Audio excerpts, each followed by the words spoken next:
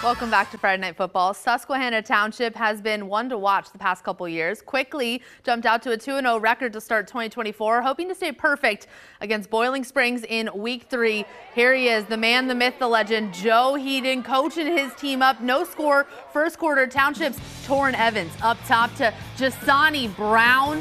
A 45-yard gain to the Bubbler 14-yard line. 2 plays later, Evans finds a favorite target this season, Jarrett Kern, a 12-yard touchdown. Indians out to a 6-0 lead. Boiling Springs responds later in the quarter. Heck of a move there, by the way. The handoff to Javier Rosario. He tight ropes the sidelines, eventually rolled out at the 18-yard line. That led to a field goal, so the Bubblers within 6-3. But on their very next possession, the Indians, Rakai Seville powers his way in from 2 yards out. The 2-point conversion good, 14-3. Susquehanna Township at that point. The Indians go on to blow out Boiling Springs 61-10. So with that, we are going to welcome in head coach Joe Heaton of Susquehanna Township. Coach, heck of a performance from your group. What can you say about that total team effort?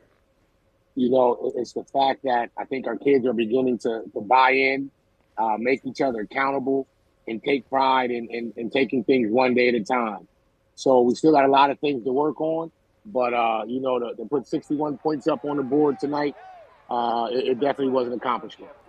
We know Torrin Evans has played so well this season. Jarrett Kern, also a favorite target, 2 touchdowns in this one. What's working for your offense? Hard to say just one thing with 61 points on the board.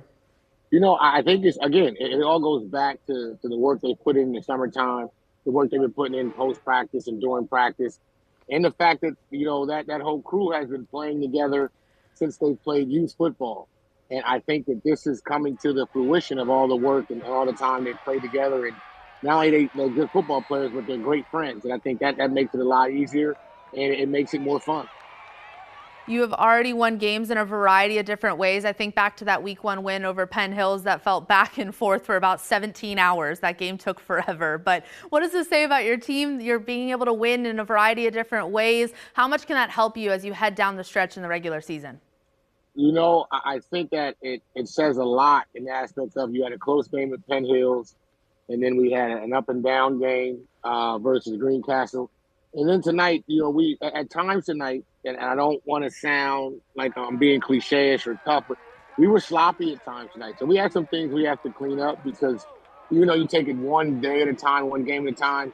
If you get too sloppy, some of those things can come back to bite you in the butt down the road. So we got some things we got to clean up, got to get better at, but, you know, we'll take it, and we'll get back at it tomorrow morning at 9 o'clock. Spoken like a true coach. Hey, I also know it was alumni night. To see what you all have built over there at Hannah, to celebrate that with your guys over the last few years, what does that mean to you, the way that you're building this program and being able to share that with so many different people? You know, one of the coaches told me make sure you take a step back and look at what's happened since you've been here for 22 years, and to see so many people to come out. We're here right now at a little function, and to see so many players that have played from all the way back in the 70s and 80s when I used to watch when I was a little guy, and then have some guys come out that played for me in the early 2000s. And, you know, it means a lot because it's still a growing tradition. And these are the guys that have stuck with us through thick and thin. We've been up and down, but it's definitely a good feeling to see what we put together and people coming out to watch us play. Well, Coach, we know you coach from a grateful heart. We also know you coach with a ton of style. We love the glasses. We love you staying up late with us. Thank you for joining us on Friday Night Football. Well, thank you for having me, and I'm looking forward to that last segment. I was a ball boy on that team with Ricky Waters and Sean Borowski and Jimmy Bryant. So I remember those days, and I'm excited to see the cut-ups. You might see a little pigeon-toed kid running around out there on those clips.